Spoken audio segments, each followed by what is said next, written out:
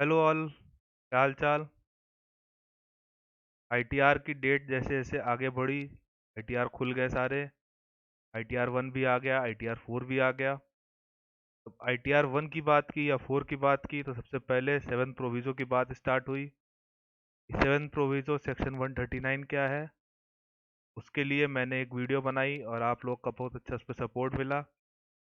मैंने सोचा क्यों ना आप लोग अब आईटीआर 4 की तरफ बढ़ते हुए सेक्शन 44 एडी और 44 एडीए के बारे में कुछ बातों को डिस्क्लोज कर दूं, ताकि आप लोग भरने से पहले थोड़ा सा अलर्ट हो जाएं कि कहाँ पे आप सही हैं या कहाँ पे आप गलत हैं, और इनकम टैक्स से सेक्शंस इस पे क्या कहते हैं। इसी के ऊपर मेरी आज की वीडियो है, तो आइए शुरू करते हैं आज की वीडियो। जैसा कि आपको हेडिंग से दिख रहा है, लिखा हुआ है some facts before filing ITR 4, section 44 AD and 44 ADA eligibility and analysis. आइए स्टार्ट करते हैं आज की वीडियो। अगर आपको मेरा बताने का तरीका समझ में आया हो, अभी तक का वीडियो को बनाने का ट्रेंड समझ में आया हो, बताने का तरीका समझ में आया हो, तो प्लीज़ चैनल सब्सक्राइब करिए, ताकि मैं आप लोगों के साथ इसी तरह प्रोफेशनली जुड़ा रहूं। अगर आप लोग कोई भी चीज़ पूछनी हो, कुछ भी हो, आप सिंपली व्हाट्सएप कर सकते हैं, डिस्क्रिप्शन बॉक्स में नंबर मिल जाएगा। साथ में पहली स्क्रीन पे भी मैंने अपना व्हाट्सएप नंबर फ्लैश किया हुआ है, तो वहाँ से आप पूछ सकते हैं। आइए स्टार्ट करते हैं आज की वीडियो। सबसे पहले बात करते हैं सेक्शन 44 एडी की।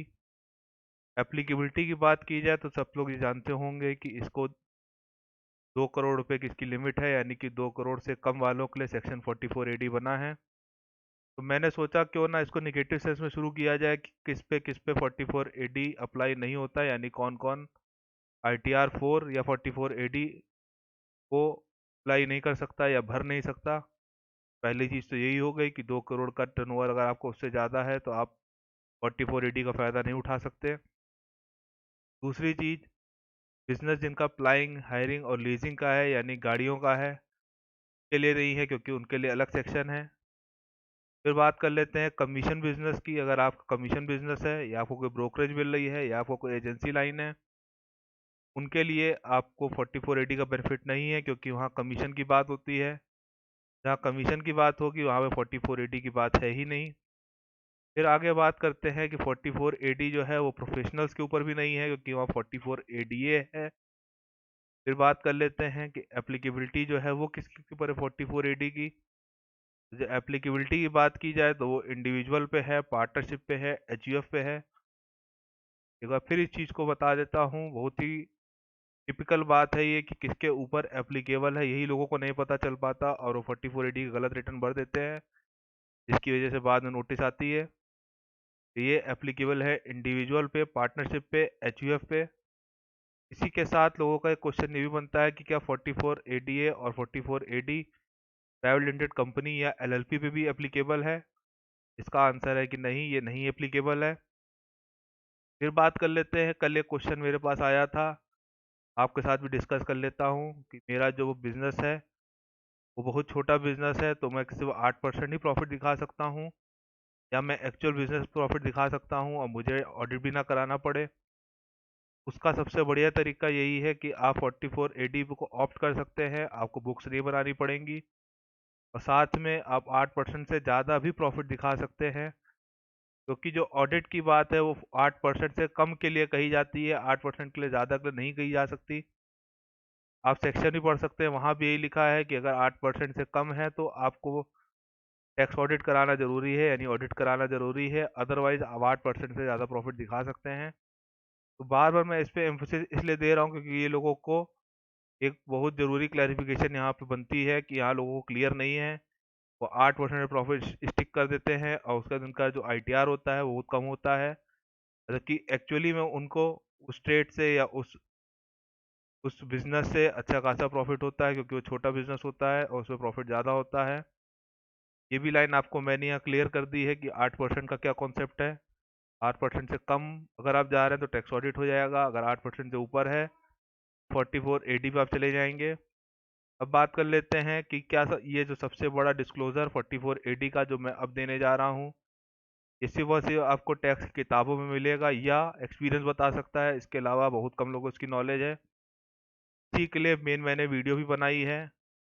आपको बता देता हूँ कि अगर आपने एक बार इसको ऑप्ट कर लिया तो आपको इसे 5 साल चलाना है 44AD को या एडीए को। अगर हम ऐसा नहीं करते हैं और बीच में हम जो है अपना आईटीआर 3 भर देते हैं या टैक्स ऑडिट करा लेते हैं या 8% से कम डिस्क्लोज कर लेते हैं, तो ये 3 कंडीशन इसकी बनेंगी। इस केस में क्या होगा कि आप अगर उसके बाद अगर आप 44AD या एडीए को यूज़ लेना चाहेंगे, बेनिफिट लेना चाहेंगे, तो आपको नहीं मिलेगा। तो ये चीज़ बहुत ध्यान से देखने वाली है। ये ऐसी बात है जो सिर्फ और सिर्फ वही बंदा बता सकता है जो कम से कम उसका अच्छा खासा एक्सपीरियंस हो और वो इस फील्ड बहुत पुराना हो। ये भी बीच में एक अमेंडमेंट आया था और अब तो ये सेक्शन भी लिख गया है 44AD में।